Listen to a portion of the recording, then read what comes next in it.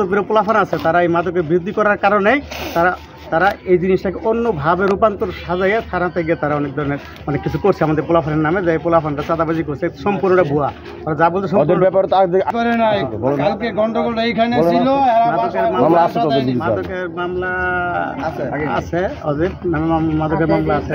আপনারা মাদক করে যে এটা মানে আমাদের এলাকার, আপনি আরো জিজ্ঞাসা করলে আপনি জানতে পারবেন কি চাচ্ছেন। চাচ্ছি যে আমাদের এলাকা থেকে যুব সমাজ যারা আছে তারা যেন মাদক থেকে মুক্তি পায় এবং তাদের জন্য শাস্তি হয়, এই মাদক ব্যবসা তারা না করতে পারে। আচ্ছা, আপনার ছেলেকে তো কেন্দ্র করে যে বিষয় হয়েছিল, তো বলেন তো কি হয়েছিল ঘটনাটা আঙ্কেল? এই যে বাবা এত মাদক লইয়া গন্ডগোল লাগছে, পরে আমার ছেলে এইদিকে চাইতেছে হেরা লাড়ি দাড়ি লইয়া পরে না ডিলেকশন করতে এই জায়গায় বাবা শোনা ডিলে মারছে, আমার খুব মারছে, একটা বাড়ি মারছে, পরে আমি চিকেট আমরা কেটে আসেন সাথে আমার ছেলের পাশে, পরে অনেক মানুষ হেরা আরেকটা পোস্ট লই আইছে আমার ভিতরে হাত পোস্ট আরেকটা ছেলে দোষছে ভিতরে ভাত নাম জানেন কারারা? একটা নাম হচ্ছে আনিস। মাদকের কেন্দ্র করে তাদের ঝামেলাটা করছে, গন্ডগোলটা করছে এই জায়গায়। আমি আর অনেক মানুষের সাক্ষী নেন, গন্ডগোলটা এই জায়গায় করছে। কালকে এরা টাকা দিয়ে থানাতে পুলিশ ওইখানে বইয়া ঠেট দিয়েছে, এক দোকানতে নাকি লুটপাট হয়েছে।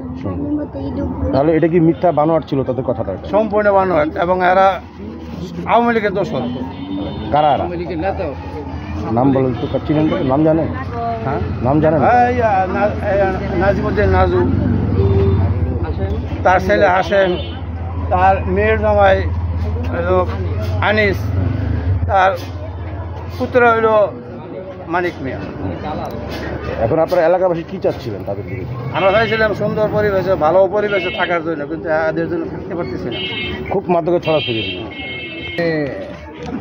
আমরা মাদকের বিরুদ্ধে আনিসের ভাই মানিক,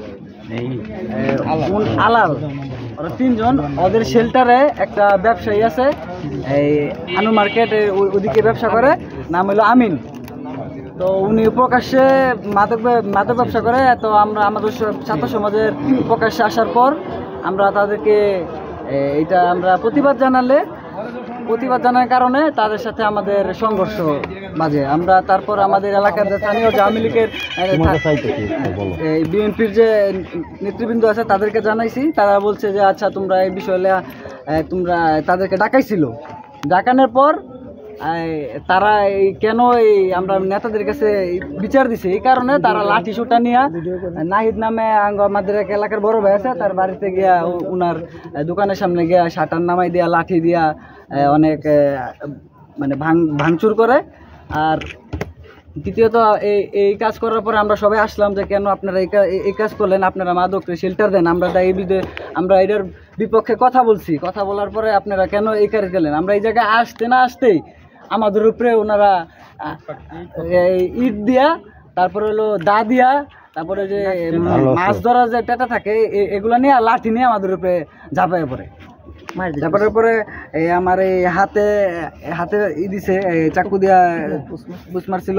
তারপরে এই জায়গায় লাঠি দিয়ে বাড়ি দিছে, তো পায়েও লাগছে।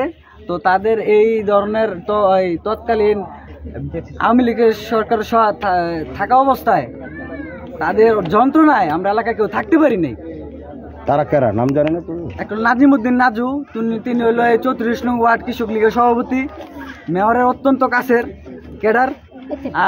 আর একটা হইলো যে ওনার ছেলে হাসেম, উনি হইলো তহিদুল ইসলাম দ্বীপের এই যে গাজীপুর মহানগর ছাত্রলীগের যে সাধারণ সম্পাদক, তহিদুল ইসলাম দ্বীপের ইউথ ক্লাবের সে সহসভাপতি এবং তার কাছের অনেক বড় একটা ক্যাডার। তাদের দাপটে আমরা এলাকাতে অনেক সময় কথা বলতে। এখন আপনারা কি চাচ্ছেন? আমরা চাই এটা দৃষ্টান্তমূলক শাস্তি। আর ওই যে ভাঙচুর তার দোকান, ওনার দোকান হলো ওই সাইডে, আমরা এক ঘটনা করছি এই জায়গায়। এটা আপনি এলাকার সবাইকে জিজ্ঞাসা করেন যে আমরা ওই জায়গায় গেছি নাকি, তাদেরকে বলেন যদি প্রমাণ থাকে আমাদেরকে দিতে বলেন। আচ্ছা, আমরা এখন যাব, এখানে একজন